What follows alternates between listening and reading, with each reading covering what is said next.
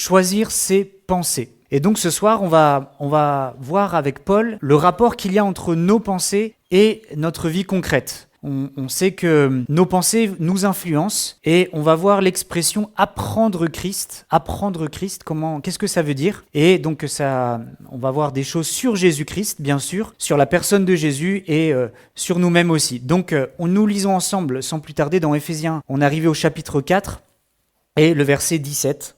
Versets 17 à 24, je vais lire, et après, voilà, si d'autres personnes peuvent se préparer à lire. Donc on se rappelle, c'est Paul qui parle, qui écrit, et qui dit ceci aux Éphésiens. « Voici donc ce que je dis, et ce que je déclare dans le Seigneur, c'est que vous ne devez plus marcher comme les païens, qui marchent selon la vanité de leurs pensées. Ils ont l'intelligence obscurcie, ils sont étrangers à la vie de Dieu, à cause de l'ignorance qui est en eux, à cause de l'endurcissement de leur cœur. Ayant perdu tout sentiment, ils se sont livrés à la dissolution pour commettre toute espèce d'impureté jointe à la cupidité. Mais vous, ce n'est pas ainsi que vous avez appris Christ, si du moins vous l'avez entendu, et si, conformément à la vérité qui est en Jésus, c'est en lui que vous avez été instruits à vous dépouiller. Eu égard à votre vie passée, du vieil homme qui se corrompt par les convoitises trompeuses, à être renouvelé dans l'esprit de votre intelligence et à revêtir l'homme nouveau, créé selon Dieu dans une justice et une sainteté que produit la vérité. Amen. Donc pour apprendre, avant, il faut désapprendre. Et c'est ce qu'on voit ensemble. Premier point, c'est désapprendre la vie païenne. Donc le verset 17, si quelqu'un veut bien le lire. Voici donc ce que je dis et ce que je déclare dans le Seigneur, c'est que vous ne devez plus marcher comme les païens qui marchent selon la vanité de leurs pensées. Ok. Donc Paul, il commence avec un ton solennel. Il dit voici donc ce que je dis et ce que je déclare dans le Seigneur. Donc finalement, au nom du Seigneur. Et on sait que quand l'apôtre Paul parle ici, eh bien c'est vraiment inspiré de Dieu. Il s'exprime avec autorité. Avec amour bien sûr, mais aussi avec autorité. Et donc on va voir, comme on l'a dit tout à l'heure, qu'il y a un lien entre nos pensées et notre comportement.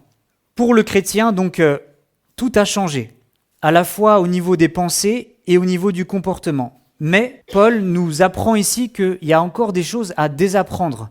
On a encore des choses à mettre de côté pour pouvoir apprendre Jésus-Christ. Et donc, les chrétiens doivent désapprendre le mal. Ils doivent en tout cas en perdre l'habitude de plus en plus. Plus précisément, ils désapprennent une manière de vivre. Et donc c'est pour cela qu'il est écrit « Vous ne devez plus marcher comme les païens ». Désapprendre, c'est dire stop. J'arrête de vivre comme avant. J'arrête de vivre comme tout le monde. J'arrête de penser même comme les gens qui ne connaissent pas le Seigneur. Parce que des païens ici, les païens, des fois on rigole, on dit t'es un païen. Un païen, c'est quelqu'un qui ne connaît pas Dieu. C'est pas une insulte, mais c'est quelqu'un qui n'a pas encore cette connaissance de Jésus.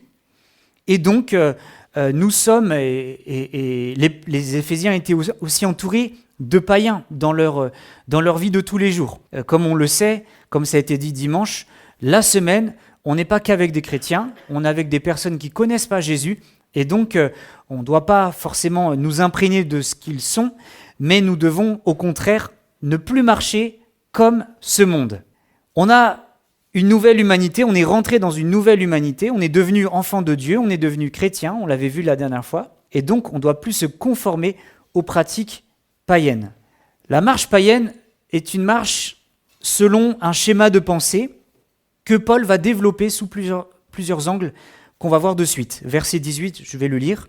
Première chose que Paul nous dit, c'est « Ils ont l'intelligence obscurcie, ils sont étrangers à la vie de Dieu à cause de l'ignorance qui est en eux, à cause de l'endurcissement de leur cœur. » Donc ici, c'est une image qu'on retrouve à plusieurs reprises dans les Éphésiens, l'intelligence obscurcie.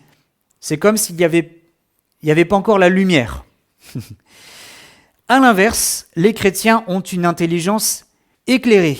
Ils ont une intelligence illuminée par le Seigneur. Il y a quelque chose qui s'est passé en nous qui fait que nous ne marchons plus comme avant. Ce n'est pas une supériorité intellectuelle, ce serait de l'orgueil de dire ça, de dire qu'on est plus intelligent que les gens de ce monde. Quoique d'une certaine manière, oui, mais là, niveau intellectuel, non, ce n'est pas le cas. Mais par contre, nous avons la vie de Dieu en nous, désormais. Il y a comme si une lumière s'était éclairée en nous, et nous marchons selon cette lumière. Avant, on était aveuglés par les choses de ce monde, on faisait comme tout le monde, et on n'avait pas encore la lumière, on n'était pas encore éclairé, mais le Seigneur est rentré dans notre vie. Et donc les païens sont étrangers à la vie de Dieu. Vous avez déjà tenté d'expliquer des choses à des personnes qui ne connaissent pas le Seigneur, des choses de la parole de Dieu, on voit tout de suite qu'il n'y a pas forcément d'écho, de répondant. C'est comme si les personnes n'arrivaient pas à comprendre. Et effectivement, tant qu'on n'a pas reçu le Seigneur, il y a des choses qu'on ne peut pas comprendre, il y a des choses qu'on ne peut pas saisir, parce qu'on peut les saisir que par la foi, on peut les saisir que parce que nous avons le Saint-Esprit en nous. Merci Seigneur, nous étions comme les gens de ce monde, nous étions comme des païens, mais le Seigneur est venu donc éclairer notre vie. Donc les païens, ce ne sont pas juste des simples victimes. Oh les pauvres, ils ne connaissent pas encore le Seigneur, ils ne connaissent pas le Seigneur, etc. D'ailleurs, comme nous étions avant. Mais on est coupable, tout simplement. Il est écrit « l'ignorance qui est en eux et à cause de l'endurcissement de leur cœur ». Donc, il n'y a pas de je ne savais pas, etc. Nous sommes coupables et nous sommes ignorants. En tout cas, les païens qui ne connaissent pas le Seigneur sont ignorants. Et l'ignorance de Dieu, c'est l'inverse de connaître Dieu. C'est l'endurcissement, c'est résister à ce qu'il nous dit, refuser de prendre en compte et refuser de l'honorer. C'est ça, être ignorant. Un tel rejet est volontaire. Quand quelqu'un refuse de croire en Jésus, ce n'est pas une victime. Il est coupable. Et nous étions coupables. Coupables de ne pas croire, coupables de refuser, de nous endurcir. Et le Seigneur ne sera pas là à essayer de justifier notre endurcissement. On est coupable devant le Seigneur et les païens ont un état d'esprit entêté et assumé.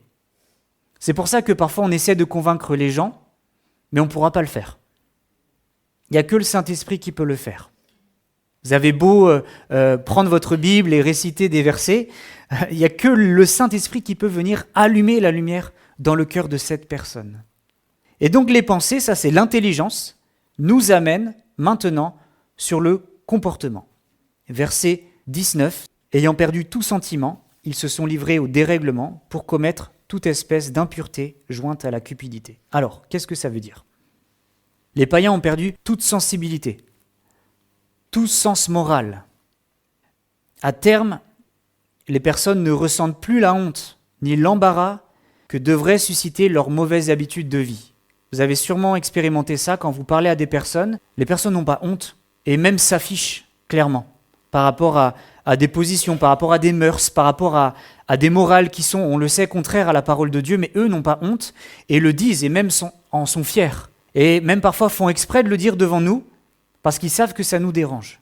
Et vous voyez, on ne devrait pas avoir honte de Jésus parce que les gens n'ont pas honte de l'inverse, de dire toutes les choses, même parfois terribles, qu'ils font ou qu'ils pensent ou qu'ils regardent. J'étais ce matin avec quelqu'un qui me disait, voilà mon travail, on m'a parlé d'une série sur Netflix qui parle de scènes de sexualité et les collègues m'ont dit, regarde ces choses-là. Et la personne, elle était comme gênée.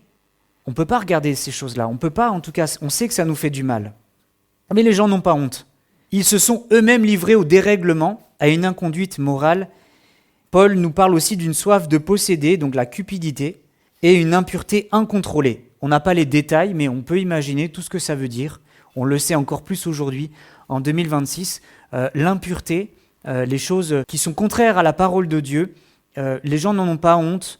Ils se livrent à cela, et de plus en plus publiquement, et on met en avant même ces pratiques. Et le mal est appelé bien et le bien est appelé mal. Et c'est terrible, n'est-ce pas ? C'est un constat terrible dans notre monde. On était forcément comme ça avant de rencontrer Jésus. Et donc on doit désapprendre. Il y a des choses qu'on doit laisser de côté pour maintenant apprendre de nouvelles choses. Et le deuxième point, c'est apprendre Christ. Donc Paul a parlé des païens, de leur agissement, mais maintenant il s'adresse à nous. Mais vous, il commence en disant « mais vous ». Il établit donc un contraste à la suite de ça, comme il le fait si bien. Voilà ce que fait le monde, voilà les choses qu'ils font, ils n'ont pas honte, etc. Mais vous, c'est la deuxième partie du texte, Et nous devons maintenant apprendre Christ. Je vais lire le verset 20, Éphésiens 4, 20. « Mais vous, ce n'est pas ainsi que vous avez appris Christ. » Vous êtes d'accord avec moi qu'il doit y avoir un changement entre la pensée du monde et la pensée de Christ. Et on doit apprendre Jésus maintenant. On est à l'école de Dieu. Déjà au niveau de nos pensées, on est appelé à cultiver de bonnes pensées au quotidien. Des pensées, si elles sont orientées dans le Seigneur, elles nous conduiront à faire de bonnes choses. Si on a des pensées, les pensées de ce monde, les mauvaises pensées, on va faire des choses qui ne sont pas à la gloire de Dieu, mais ce n'est pas de la pensée positive. Je vais penser à des choses bien pour faire du bien. En fait, quand il nous est parlé de pensée, c'est tout d'abord une relation avec Jésus-Christ. Je passe du temps avec Jésus. J'apprends à le connaître.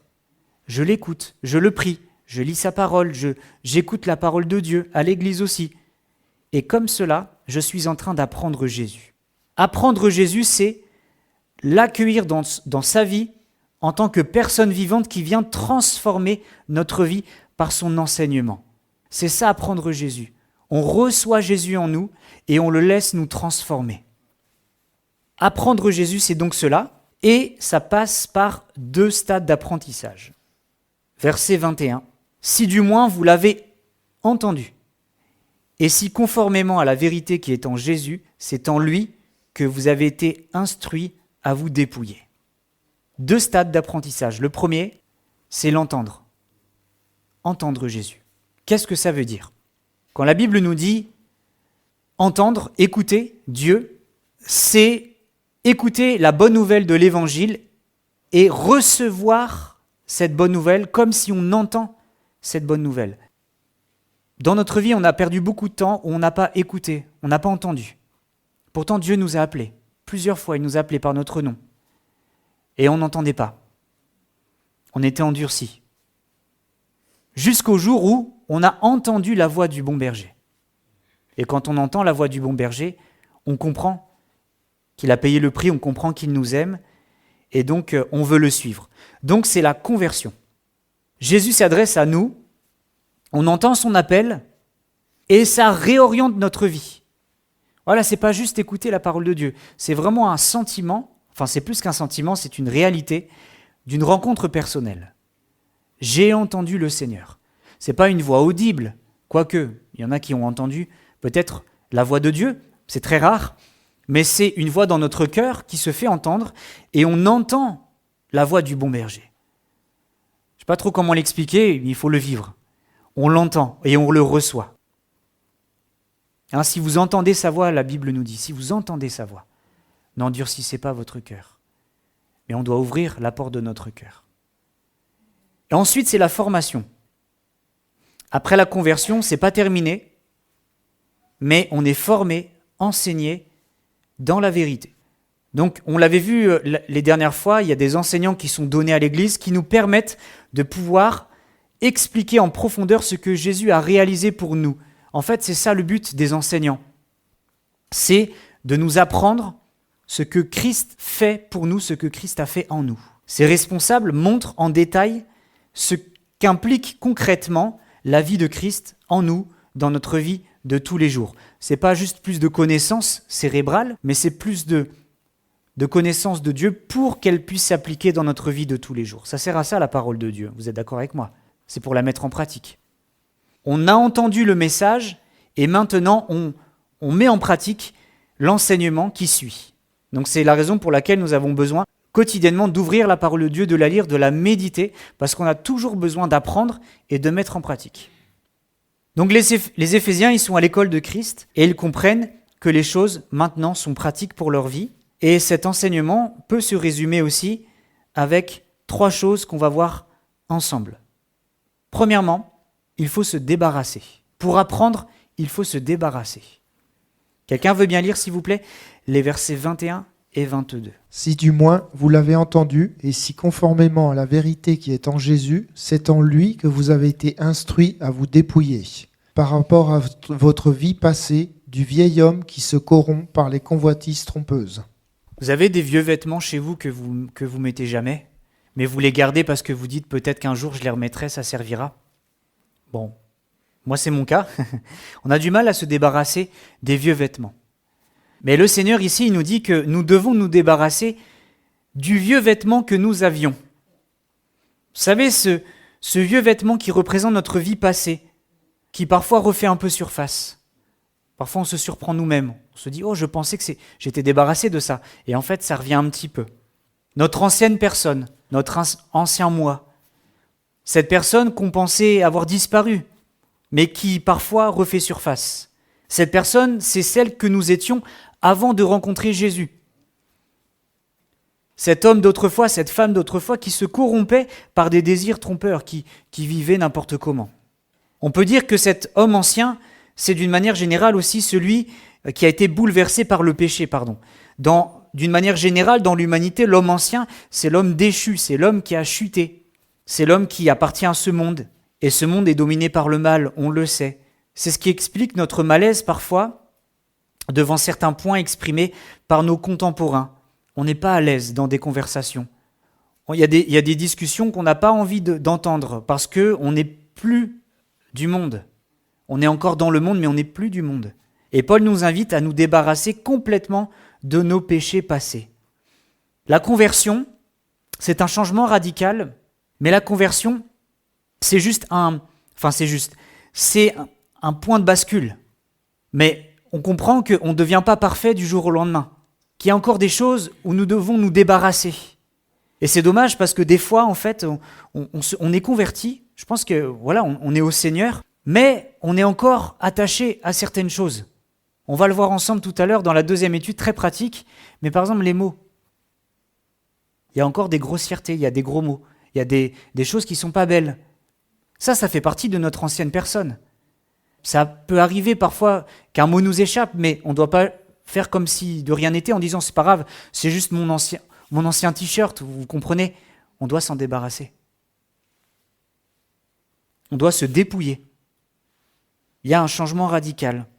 L'homme ancien est remplacé par l'homme nouveau. Vous voyez, c'est pas comme si on avait une moitié de vêtements neufs et une moitié de vêtements anciens.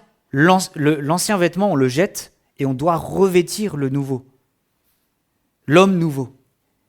Alors cependant, il existe quand même une possibilité de faire marche arrière. Et oui. Paul nous parle dans différents passages que l'homme ancien existe toujours et on sera toujours en train de lutter contre cet homme ancien jusqu'à ce qu'on soit délivré de ce corps.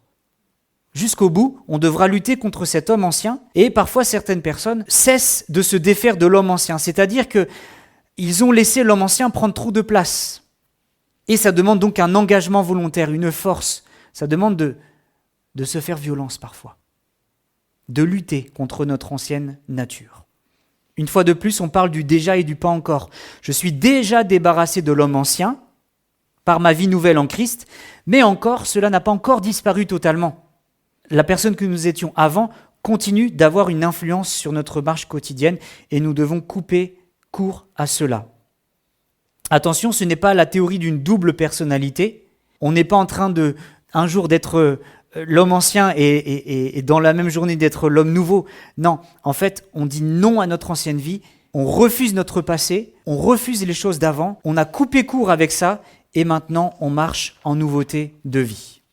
Donc on se dépouille. Et pour venir à Christ, il faut se dépouiller. Il faut laisser de côté ces choses anciennes.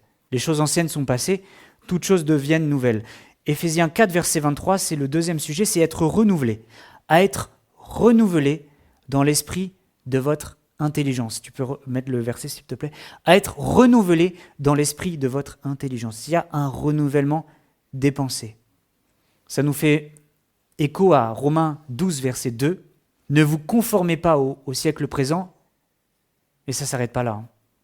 Mais soyez continuellement renouvelés dans votre intelligence. Et dites-moi comment on peut être renouvelé dans notre intelligence. Par la parole de Dieu, effectivement. Dieu veut transformer nos raisonnements. Et ça, parfois, on a des raisonnements de notre ancienne nature. Un schéma de pensée, vous savez, c'est compliqué. Vous saviez que quand les esclaves ont été libérés dans l'histoire de l'humanité, ils n'ont pas compris de suite qu'ils étaient libres. Parce que pendant des années, ils ont eu un schéma de pensée. Et parfois, ils agissaient comme s'ils étaient encore esclaves. Et c'est un peu la même chose pour nous. on a été libéré de notre vie passée, mais parfois, on a besoin d'être renouvelé dans notre façon de penser. Ça vous est déjà arrivé sûrement, de vous dire, mais pourquoi je pense encore comme ça? Eh bien, le Seigneur a besoin de renouveler nos raisonnements. Et troisième sujet, c'est, donc, on se dépouille, on est renouvelé, mais maintenant, il faut se revêtir. Éphésiens 4, 24. Et à revêtir l'homme nouveau, créé selon Dieu dans une justice et une sainteté que produit la vérité. Ok, c'est pas juste une fois, mais c'est tous les jours, je dois me revêtir. Je dois remettre, je dois faire attention à la manière dont laquelle je m'habille. Qu'est-ce que je suis en train de porter en ce moment? Dans ma façon de parler, dans ma façon de penser, dans ma façon d'agir. Est-ce que c'est l'ancienne nature? Est-ce que c'est le vieux vêtement ou est-ce que je suis en train de revêtir ce nouveau vêtement? J'ai déjà revêtu ce nouveau vêtement par mon union avec Jésus, lors de ma conversion. Je ne suis plus la même personne, vous n'êtes plus la même personne. Amen.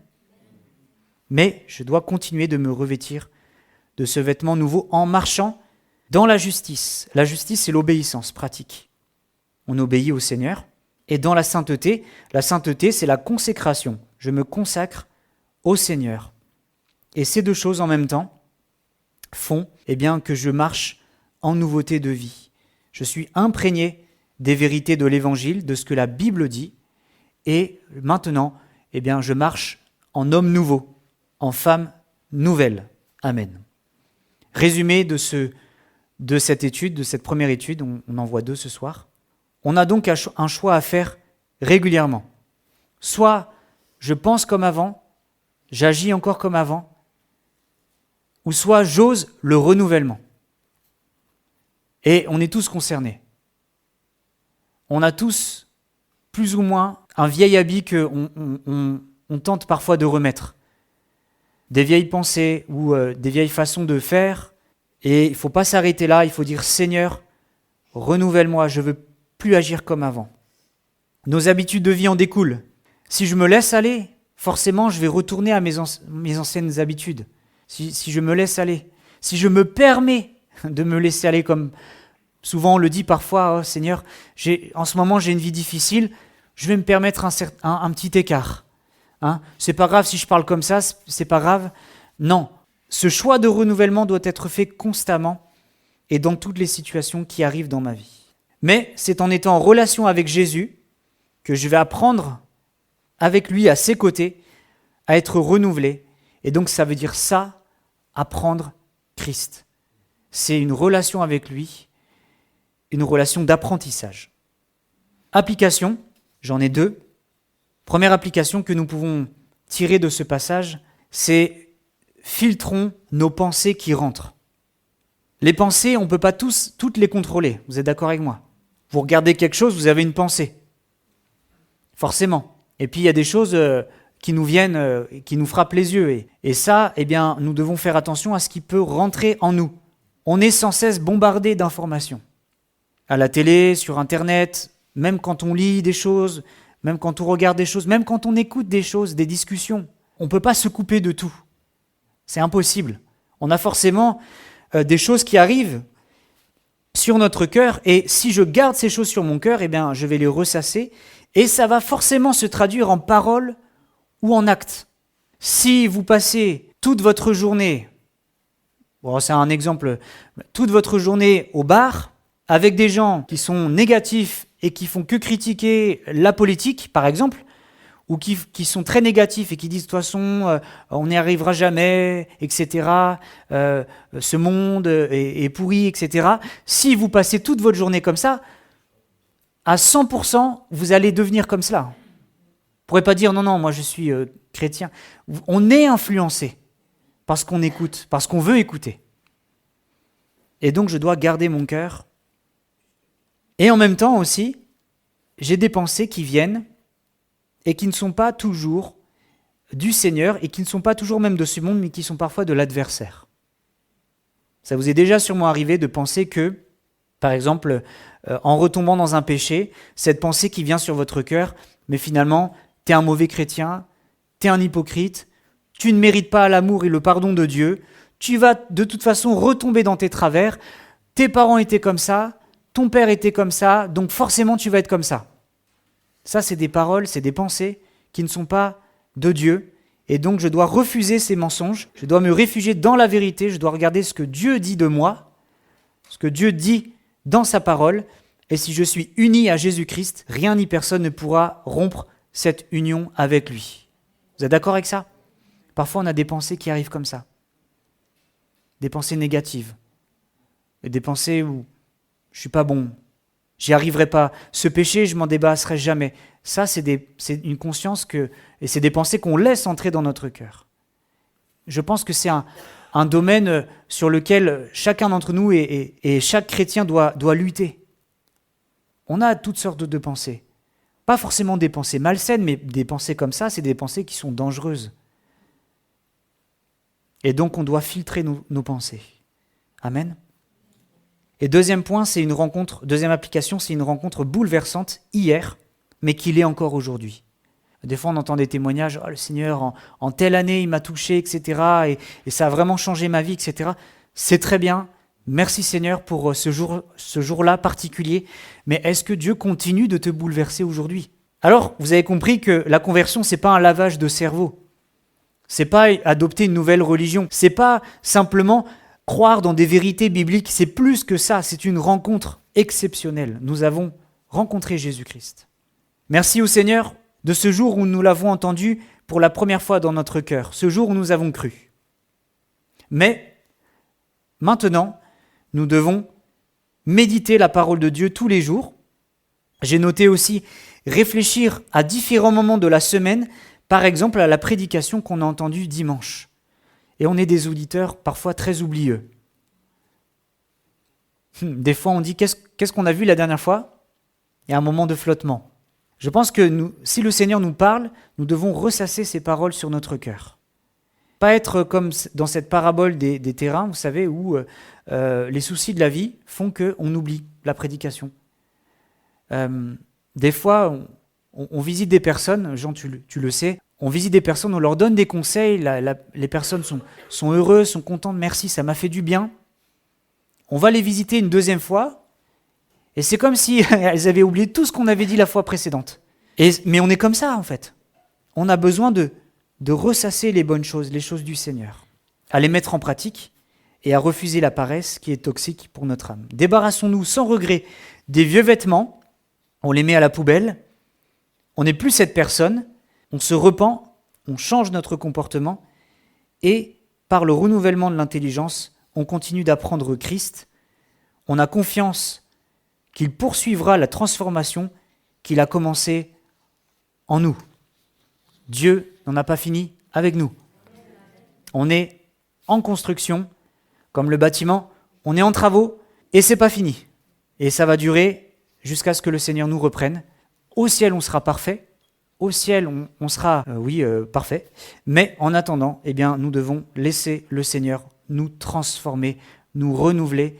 Et nous avons notre part à faire, nous débarrasser de ce qui n'est pas bon, être renouvelés dans nos pensées et revêtir l'homme nouveau, la femme nouvelle. Amen. La deuxième étude de ce soir, elle est liée à ce que nous venons de voir ensemble, c'est nos relations dans l'Église.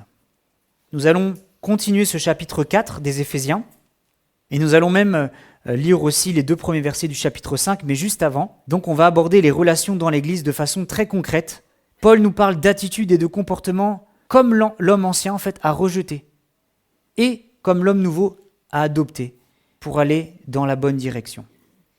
Il y aura des sources de motivation aussi à cela et Dieu va nous expliquer avec précision comment concrètement on doit se débarrasser de l'homme ancien et comment concrètement on doit revêtir l'homme nouveau dans le contexte de nos relations dans l'Église, de nos relations on peut dire fraternelles avec nos frères et nos sœurs.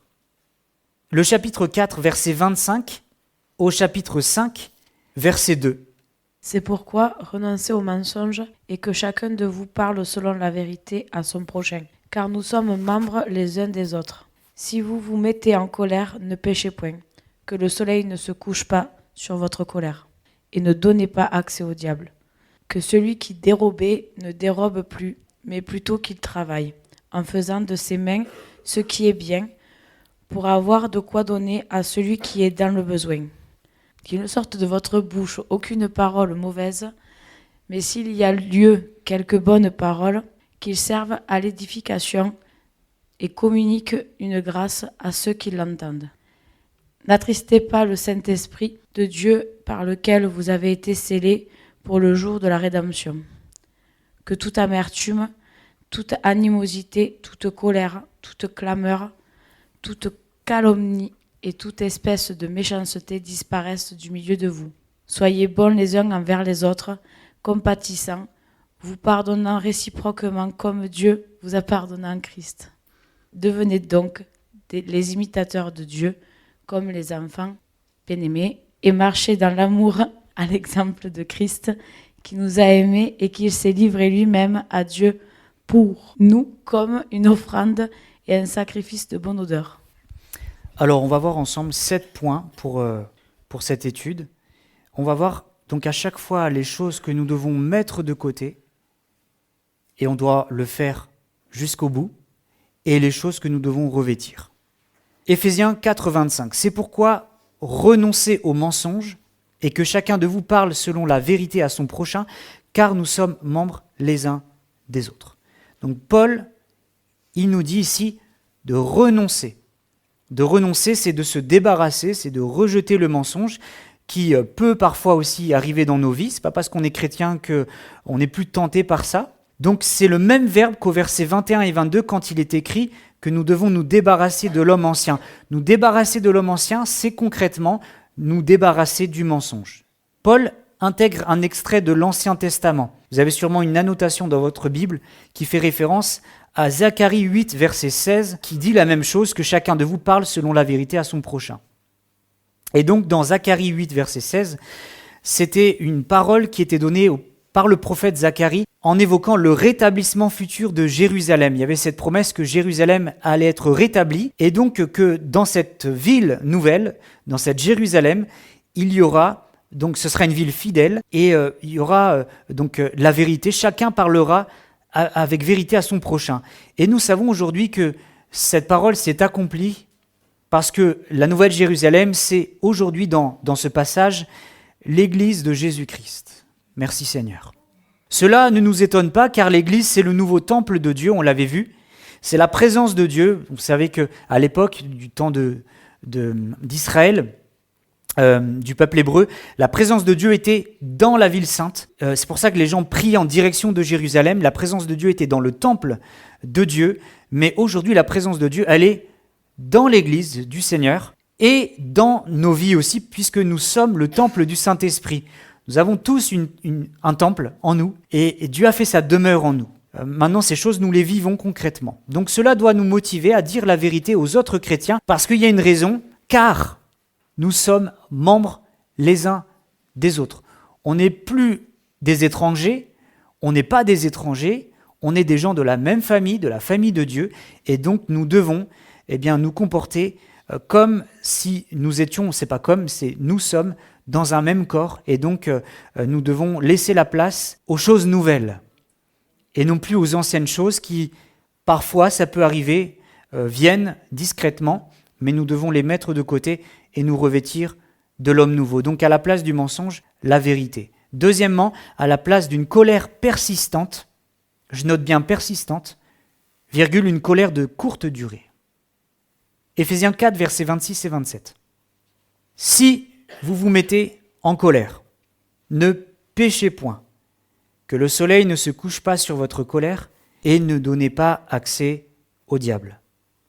Donc une fois de plus, c'est une citation aussi de l'Ancien Testament. Psaume 4, verset 5, David parle, et dans ce psaume, Dieu va changer la colère de David en joie et en paix. Donc si David s'est mis en colère, c'est possible que nous aussi, parfois, nous nous mettions en colère. On serait hypocrite de dire que ça ne nous arrive pas. Donc fort de cette expérience du secours de Dieu dans sa vie intérieure, David invite la communauté à apprendre de son exemple et il encourage les lecteurs à ne pas laisser leur colère dégénérer.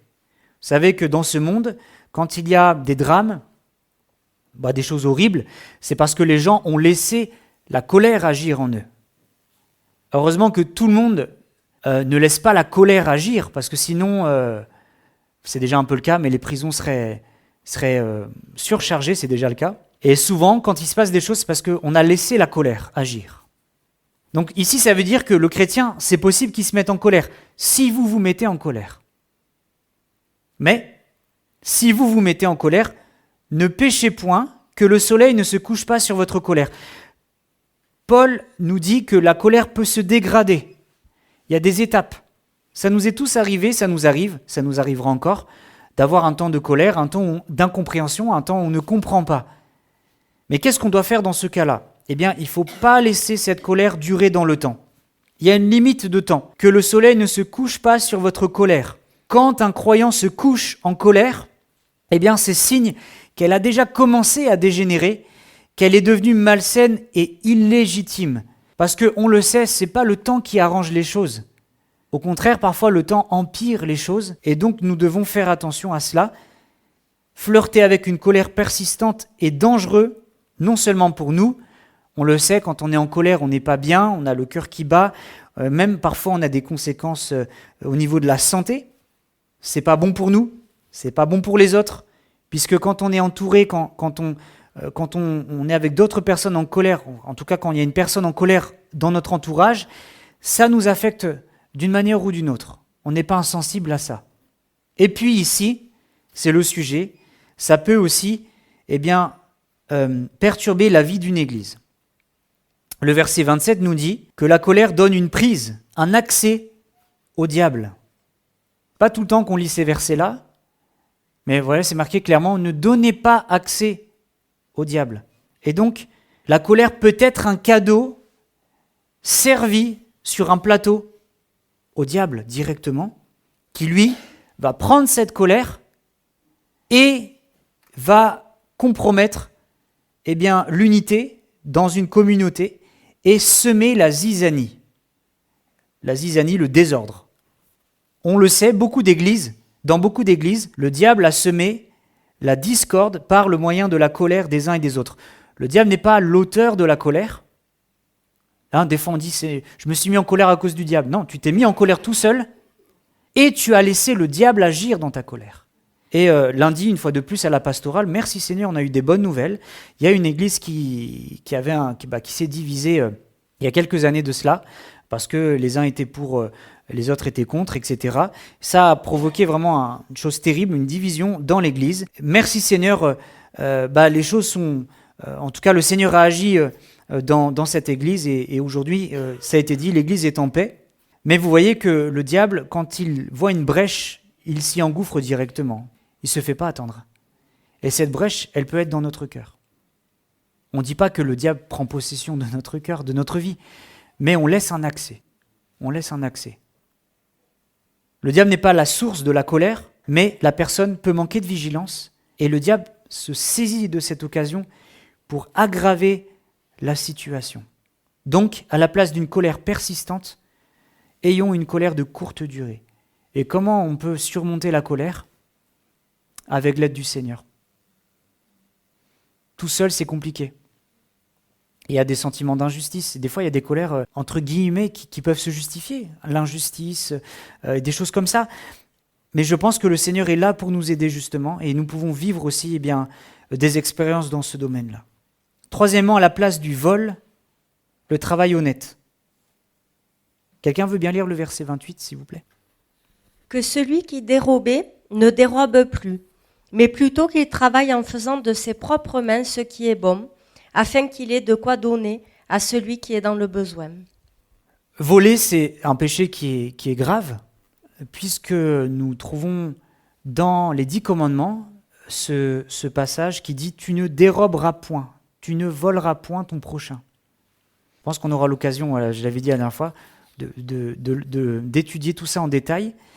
Et effectivement, même dans ce domaine-là, le chrétien peut avoir du mal à rompre avec ses anciennes habitudes. Le vol, c'est très large. C'est pas forcément je vais prendre le téléphone de mon frère. Mais voler, c'est peut-être faire des choses, prendre des choses qui ne nous appartiennent pas. On peut voler l'État, on peut voler notre patron, comme je l'ai dit dimanche, on peut voler ces choses-là. La tentation était là pour les chrétiens du 1er siècle. Il n'y avait pas de sécurité sociale, il n'y avait pas d'aide concrète. Et donc la tentation pour des ouvriers de se comporter avec malhonnêteté était bien réelle. Aujourd'hui encore, dans le monde du travail, il peut y avoir des personnes qui, allez, sans le dire au patron, sans le dire à l'employeur, mais peuvent prendre des choses. Après tout, ça ne se verra pas. Si en plus, autant le prendre pour soi. Ouais, mais si on ne le dit pas, eh bien c'est le voler. Parce que ça ne nous appartient pas. On a tous été tentés par ça, je pense. Remplacer le vol par le travail honnête, ça demande des efforts. Et là encore, le fait de déclarer ses revenus, tous ses revenus, oui, mais si je ne déclare pas tout, ça veut dire qu'il y a une partie que je ne déclare pas, et donc je vole en quelque sorte ces choses-là. Et il y a beaucoup de voleurs dans notre société. Beaucoup de gens qui travaillent sans déclarer, vous êtes d'accord avec moi? Mais ça, c'était peut-être notre ancienne vie, notre ancien moi. Ah ouais, mais c'est dur aujourd'hui, c'est difficile de... Oui, Jésus nous a jamais dit que ça allait être facile, mais il nous demande d'être honnête. Et ça, c'est un témoignage aussi. On passe pour des fous, mais pourquoi tu déclares tout? Pourquoi, allez, viens, je te donne ça, personne ne le saura. Ouais, mais nous, on est devant le Seigneur avant tout. Avant d'être devant les hommes, on est devant Dieu. Et on veut bien faire les choses. La précision de ses mains ne restreint pas le champ d'activité seulement au travail manuel. Mais en fait, les mains étaient faites avant pour voler, et maintenant les mains sont faites pour travailler, pour encourager le travail. Paul donne une source de motivation. Qu'est-ce qui peut nous motiver, comme on l'a vu dimanche? Eh bien, ceux qui travaillent ont de quoi donner à ceux qui sont dans le besoin. Vous avez vu? L'envie d'être généreux est source de motivation pour avoir de quoi donner à celui qui est dans le besoin. C'est notre motivation. Pourquoi je ne vole pas? Pourquoi je veux être honnête? Parce que ce que le Seigneur me permet de gagner, je peux aussi bénir les autres en retour. Je peux les aider. Je peux, ça ne veut pas dire tout donner, on est sage aussi, mais un gain honnête, le Seigneur le voit, le Seigneur nous récompense aussi, et nous pouvons donner en retour. Merci Seigneur pour cela. 4, à la place des paroles mauvaises, des paroles empreintes de bonté. Verset 29, je vais le lire. Qui ne sort de votre bouche aucune, aucune, ça veut dire 0, parole mauvaise. Mais s'il y a lieu, quelques bonnes paroles qui servent à l'édification et communiquent une grâce à ceux qui l'entendent. Ouais, il y a une petite nuance ici, mais s'il y a lieu, c'est-à-dire qu'on n'est pas toujours obligé de parler. La Bible nous dit, ça c'est un enseignement pour nous, plus je parle, plus j'ai des chances de pécher. Donc des fois, il vaut mieux ne rien dire. Jésus d'ailleurs sur la croix, il n'a pas dit grand-chose. Mais à chaque fois qu'il a parlé, c'était juste. Mais des fois, il est écrit semblable à un agneau qu'on mène à la boucherie. Il n'a pas dit un mot. Des fois, on aimerait tellement répondre. Ah, si on était à la place de Jésus, allez, vas-y Jésus, réponds quand même. Avec tes mots, tu es capable de... Non, il n'a rien dit. On l'a frappé, on l'a traîné injustement devant des tribunaux, et la Bible nous dit qu'il n'a rien dit. Il s'en est remis à qui? À Dieu. Et il y a une leçon pour nous peut-être. Parfois, il vaut mieux rien dire. Et c'est Dieu qui nous justifiera. Les standards de Paul sont extrêmement élevés. De toute façon, les standards de Dieu sont très élevés. Ils ne sont pas au rabais. Ils sont beaucoup plus hauts que ce qu'on imagine. Et on doit tendre à la perfection. Aucune parole mauvaise. Aucune. Littéralement, ça m'a fait rire en grec, c'est aucune parole pourrie. Je n'ai pas peur de dire le mot. Une pomme pourrie. Ça, c'est pas bon. On ne la mange pas. On la jette. Aucune parole mauvaise. Au contraire, on doit s'en tenir à des paroles empreintes de bonté et je vous le dis, moi le premier, on a tous du travail à faire dans ce domaine-là, puisque la Bible nous dit que notre langue, c'est comme un petit feu qui peut embraser une forêt. Donc, à part me taire, et des fois on ne peut pas se taire, c'est plus fort que nous, eh bien je dois demander au Seigneur de m'aider. Des paroles qui aident les autres à grandir dans la foi et qui leur font du bien, c'est marqué ça, qui servent à l'édification et communiquent une grâce à ceux qui l'entendent. Un mot, une parole qui fait du bien. Ça vaut bien plus que des paroles. Et malheureusement, souvent, on ne retient que les mauvaises paroles, mais le Seigneur veut qu'on puisse dire de bonnes paroles avec notre bouche. Dit autrement, nous devrions tourner 7 fois notre langue dans la bouche avant de parler, histoire de nous donner du temps de nous examiner. Est-ce que cette parole que je vais dire va faire du bien aux autres? Bon, des fois, on n'a pas le temps de réfléchir, on dit les choses. Mais ce n'est pas parce qu'on le fait qu'on doit le faire toute notre vie. Ah, moi, je suis comme ça, je suis né comme ça, de toute façon, dans ma famille, on dit les choses, on cache rien. Mais ça, c'est ton ancienne nature, hein. C'est ton ancien moi. Aujourd'hui, c'est Jésus-Christ, on a revêtu Jésus-Christ. Donc je dois agir, parler, penser, parler aussi comme Jésus. Allez, est-ce que dans la Bible, vous voyez Jésus dire un gros mot? Il a dit race de vipères. On est d'accord? Ouais, c'est pas un gros mot. C'est pas un gros mot. Et les gens avaient l'habitude, c'était des expressions qui étaient mais c'est pas une justification pour dire du mal. Au contraire, quand Jésus prononçait des mots, c'était des mots de bénédiction. Va et ne pêche plus. Je t'ai vu. Lève-toi et marche. Tu es pardonné. Et des mots remplis de bonté. C'est le modèle que Dieu nous a laissé, c'est Jésus-Christ. Donc on ne doit pas justifier nos gros mots. Ah ouais, mais dans le sud-est, du côté de Marseille, c'est monnaie courante. Moi, je l'ai entendu ça. On dit les choses, c'est pas... Mais non, en fait. Notre modèle, c'est qui? C'est notre voisin, c'est notre père, c'est notre mère, c'est notre collègue ou c'est Jésus? Et même dans les mots, j'insiste dessus, vous avez compris, même dans les mots, on doit refléter Christ. Ne pas attrister le Saint-Esprit, c'est le 5e point, Éphésiens 4, 30. N'attristez pas le Saint-Esprit de Dieu par lequel vous avez été scellés pour le jour de la rédemption. Tout ça, c'est dans ce contexte, hein. Donc en fait, Paul, il nous parle des choses qui ont déjà été dites avant. On a été scellés, vous vous rappelez, on l'a vu 2 ou 3 fois, scellés par le sceau de Dieu, c'est le Saint-Esprit. Et donc, nous avons maintenant une attitude particulière envers le Saint-Esprit. La recommandation pratique, c'est de ne pas attrister l'Esprit de Dieu. En fait, quand je prononce quelque chose de pas bon envers quelqu'un, j'attriste premièrement le Saint-Esprit. Ah non, c'est la personne que j'attriste. Non, c'est le Saint-Esprit qui est en moi. Et je n'ai pas envie de l'attrister. Parce que le Saint-Esprit, c'est une personne. Ce n'est pas juste une influence. C'est une personne. Et je dois veiller à cela, à ne pas l'attrister.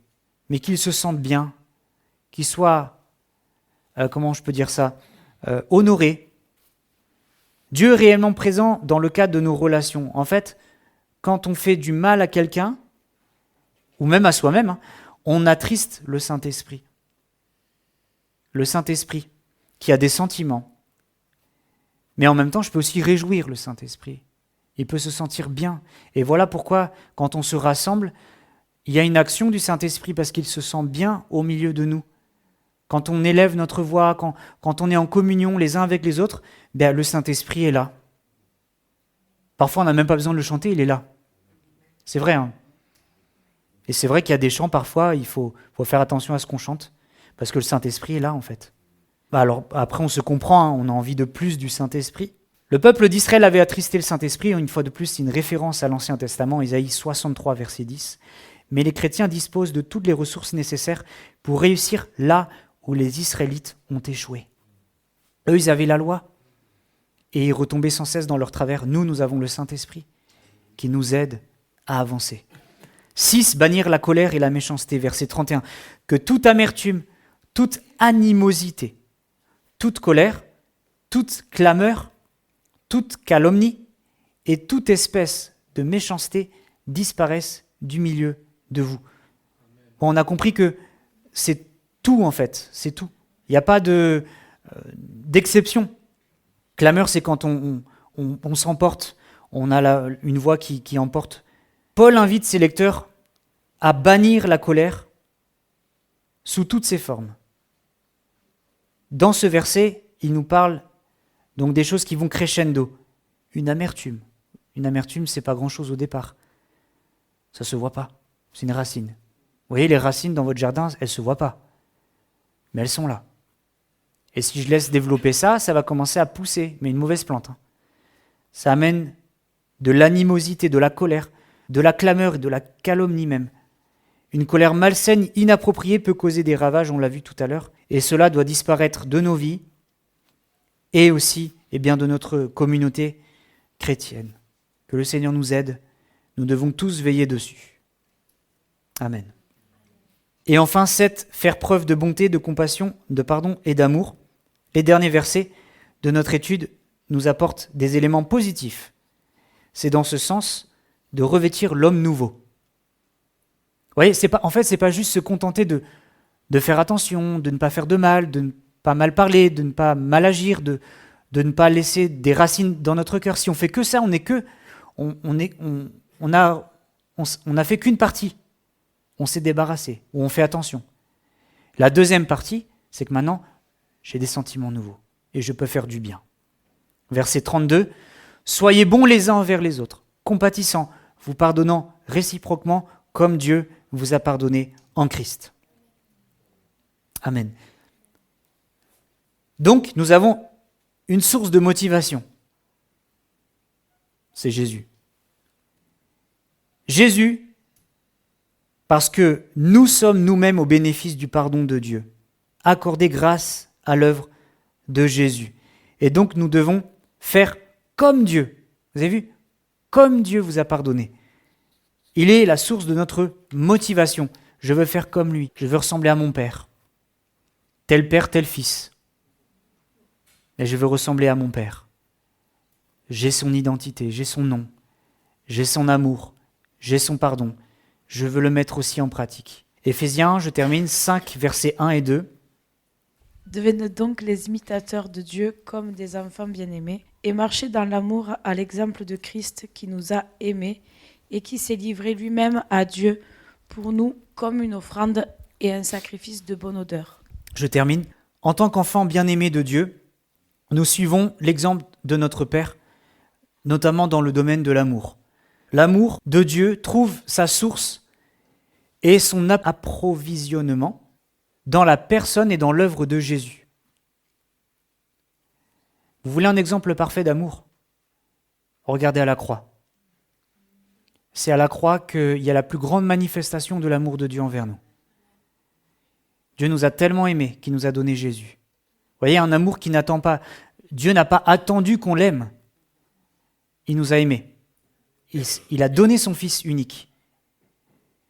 Et Paul focalise sur ça, c'est la dernière partie, qui s'est livré lui-même à Dieu.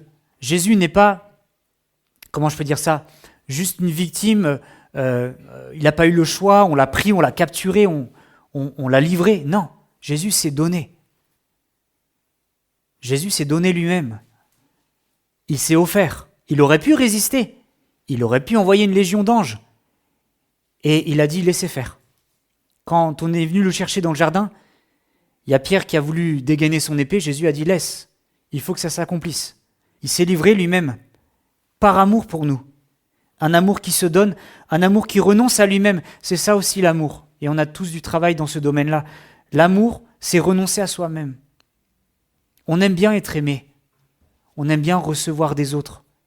Et souvent dans ce monde, on aime parce qu'on est aimé ou parce qu'on a un intérêt derrière.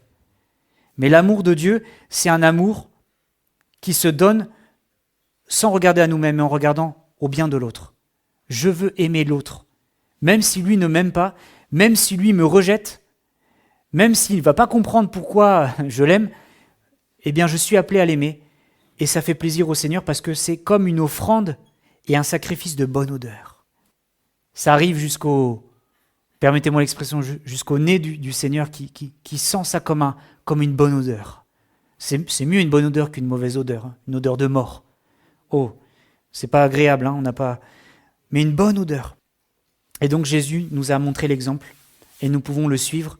C'est pour ça que plus je passe du temps avec Jésus, plus je vais lui ressembler. J'ai envie d'être comme lui, j'ai envie de ressembler à Jésus, j'ai envie d'avoir son amour. Alors je veux rester près de lui, je veux rester à son contact. Je vais apprendre à le connaître. Et je serai à mon tour agréable devant le Seigneur. Résumé, il n'y aura pas d'application parce qu'on a tout vu. Le résumé, c'est une vie communautaire, donc l'Église saine et composée d'attitudes, de comportements et de paroles qui honorent, vous avez vu, les trois personnes de la Trinité. Le Père, le Fils et le Saint-Esprit. N'attristez pas l'Esprit de Dieu. Le Saint-Esprit est là aussi. Et donc il y a les trois qui sont ensemble. Des fois, on a tendance à mettre plus l'accent sur l'un ou l'autre. Les trois vont ensemble, les trois travaillent ensemble, les trois sont parfaitement unis. Et nous voulons plaire au Seigneur tout simplement, à Dieu. Quand on dit Dieu, bien sûr, ça englobe tout ça. Pas la peine de se casser la tête. Des fois, on dit, mais est-ce qu'on peut prier ? Que tu pries Jésus, que tu pries le Père, le Fils, le Saint-Esprit, tu pries le Seigneur tout simplement. Il n'y a pas besoin de se triturer la tête, etc. Voilà, Dieu connaît notre cœur et c'est devant lui que nous prions. Donc, on a vu les 3 recommandations, les recommandations de Paul. Donc, dans l'attitude, la bonté, dans le comportement, eh bien, par exemple, la générosité, et dans les paroles aussi, les 3 vont ensemble. C'est pas juste les mots, c'est pas juste l'attitude, mais ça va ensemble. Merci Seigneur, que Dieu nous aide. Que Dieu nous aide, que Dieu aide notre Église, que Dieu aide chacun d'entre nous à le mettre en pratique. Et on a besoin du Seigneur. On a vraiment besoin de sa grâce. Sans lui, on ne peut rien faire. On aura beau se forcer, la vieille nature reviendra si on ne compte pas sur le Seigneur. Mais merci à Jésus, parce qu'il nous permet de lui ressembler de plus en plus, si, du moins, nous voulons, si nous mettons nos efforts dans cela, mais il le fera pour la gloire de son nom.